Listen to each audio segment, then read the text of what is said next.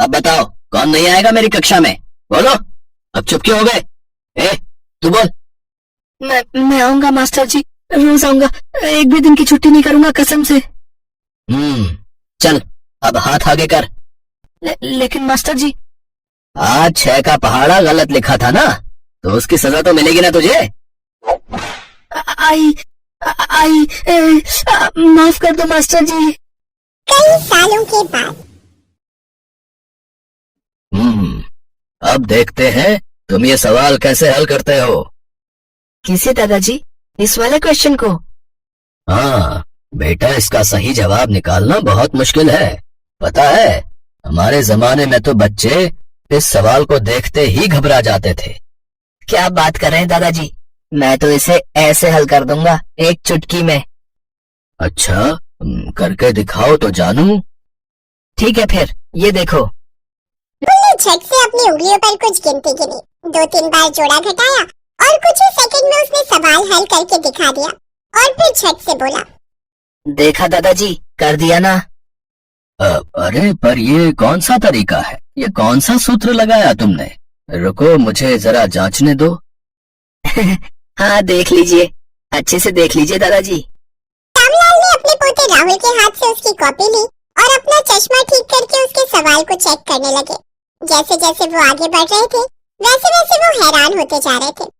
उन्होंने अपने जमाने का फॉर्मूला लगाकर काफी देर बाद जब सवाल का हल निकाला तो वो राहुल के हल के बिल्कुल बराबर था। और फिर अरे बाबू, तुमने ये कैसे किया? किसने सिखाया तुम्हें ये तरीका? ये तो बहुत आसान है और बिल्कुल सही भी है। दादाजी, मेरे क्लास टीचर है ना, विशाल सर, उन्होंने सिखाया मुझे ये तरीका। पता है, हमारे क्लास टीचर भी है और मैथ्स टीचर भी। अच्छा, और क्या क्या सिखाते हैं वो? दादाजी, वो सबसे अच्छे टीचर हैं। वो हमें पिकनिक ले जाते हैं, गाना सुनाते हैं और खेल खेल में पढ़ाई कराते हैं। जब से वो हमारी क्लास के क्लास टीचर बने ना, तब से सारे बच्चे बहुत अच्छे नंबरों से पास होते हैं। वो अपना अनुज है ना, वो तो सबसे फिसड्डी था पढ़ाई में। पिछले टेस्ट में तो उसके भी 80% नंबर आए थे। अच्छा, फिर तो वो बच्चों को बहुत मारते होंगे, बहुत अनुशासन में रखते होंगे सबको। नहीं दादाजी, उन्होंने तो आज तक किसी बच्चे को हाथ भी नहीं लगाया। अच्छा दादाजी, अब मैं खेलने जा रहा हूँ। हमारे विशाल सर कहते हैं, जितना पढ़ो उतना खेलो। ओके, मैं थोड़ी देर में आता हूँ दादाजी। राहुल अपने दोस्तों के साथ खेलने निकल गया और उधर श्यामलाल उसे जाते देख यही सोचने लगे कि ऐसा कौन सा टीचर है जो एग्जाम टाइम में भी बच्चों को पढ़ाई के अलावा खेलने को कह रहा है, और ऊपर से उनकी क्लास का सबसे कमजोर बच्चा भी अच्छे नंबरों से पास हो रहा है। यही सोचते हुए 2 हफ्ते बीत गए और फिर राहुल की परीक्षाएं आ गई। परीक्षाओं में राहुल के बहुत ही अच्छे नंबर आए और वो अपनी क्लास में फर्स्ट आया। उस दिन राहुल भागता हुआ घर आया और सीधे अपने दादाजी के पास जाकर बोला, दादाजी, कहाँ हो आप? अरे क्या हो गया? बहुत खुश लग रहा है। दादाजी, मैं क्लास में फर्स्ट आया। अरे वाह, मेरे बच्चे ने मेरा नाम रोशन कर दिया। दादाजी, कल आपको मेरे स्कूल चलना है। हमारे स्कूल में कल पेरेंट्स टीचर मीटिंग है। मैं जरूर आऊंगा और तुम्हारे उन विशाल सर से भी जरूर मिलूंगा। अगले दिन श्यामलाल राहुल के स्कूल पहुंच गए। राहुल के पिता नहीं थे। बचपन से ही राहुल को उसके दादा श्यामलाल ने ही पाला था और अपनी पेंशन से वो राहुल को अच्छे स्कूल में पढ़ा रहे थे।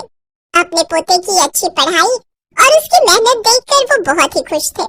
उधर स्कूल पहुंचकर श्यामलाल सीधा राहुल की क्लास में पहुंचे। वहाँ बहुत सारे बच्चों के पेरेंट्स बैठे हुए थे और सभी विशाल सर का इंतजार कर रहे थे। हर पेरेंट विशाल से मिलना चाहता था क्योंकि इस बार भी क्लास में कोई बच्चा 80% नंबर से नीचे नहीं लाया था। इस बारे में सारे पेरेंट्स आपस में बात भी कर रहे थे। तभी एक पतला दुबला सा नौजवान क्लास में एंटर हुआ। उसकी आंखों पर चश्मा था और हाथ में ढेर सारे गुलाब के फूल।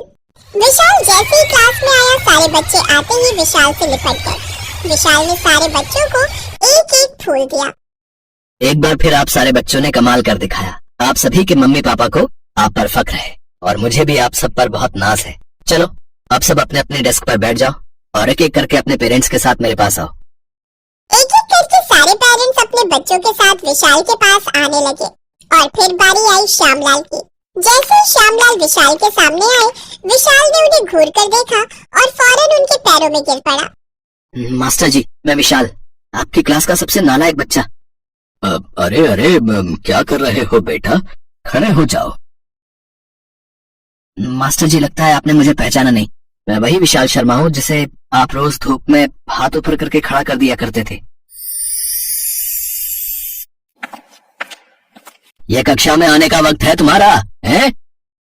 माफ कर दीजिए मास्टर जी, वो माँ के साथ काम कर रहा था तो थोड़ी सी देर हो गई। विशाल के कोमल हाथों पर तड़ातड़ डंडे बरसाने शुरू कर दिए। अगले दिन फिर जब एक बच्चा लेट हुआ तो श्यामलाल ने उसके गालों पर एक के बाद एक 4-5 कसकर झापड़ रख दिए। पूरी क्लास श्यामलाल के नाम से खौफ खाती थी। श्यामलाल जहाँ से गुजरते थे वहाँ मौजूद बच्चे थर-थर कांपते थे और उनके जाने के बाद अपने ही मास्टर जी को बुरा भला कहने लगते थे। एक दिन बच्चों की बातें श्यामलाल ने सुन ली। उस दिन तो उन्होंने सारे बच्चों को इतना मारा कि कई बच्चे रोते रोते अपने घर भाग गए और फिर कभी उस स्कूल में लौट कर नहीं आए। विशाल भी उनमें से एक ही था। पर तुम तो उन्हीं बच्चों में से एक थे ना जो उस दिन के बाद से कभी स्कूल नहीं लौटे। हाँ जी सर, वो कभी हिम्मत ही नहीं पड़ी दोबारा आपके सामने आने की। लेकिन बाद में मुझे पता चला आपके बेटे के बारे में, तब मैं समझा कि आप इतने सख्त क्यों थे। दरअसल श्यामलाल का एक ही बेटा था। श्यामलाल अपने बेटे पर जान छिड़कते थे। कुछ भी हो जाए वो उसे कुछ नहीं कहते थे। इसी वजह से उनका इकलौता बेटा बिगड़ गया और वो बहुत ही छोटी उम्र से शराब पीने लगा। श्यामलाल ने उसे बहुत समझाया पर शराब के नशे में वो अपने पिता को ही भला बुरा कहने लगा। उनका बेटा उनके हाथों से निकल गया था। तभी से श्यामलाल ने तय किया कि वो किसी और बच्चे को ऐसे बिगड़ने नहीं देंगे। इसीलिए वो बच्चों पर कुछ ज्यादा ही सख्त हो गए थे। वो चाहते थे कि बच्चे अपना पूरा ध्यान सिर्फ पढ़ाई पर लगाएं, पर उनकी ये सख्ती कब अत्याचार में बदल गई उन्हें खुद मालूम नहीं चला। लेकिन अब उनके खुद के स्टूडेंट विशाल ने उनकी सोच पूरी तरह से बदल दी थी। श्यामलाल की आंखों में आंसू थे। विशाल ने उनके आंसू पोंछे और आगे बढ़कर उन्हें गले से लगा लिया। आंसू विशाल की आंखों में भी थे, लेकिन इस बार खुशी के।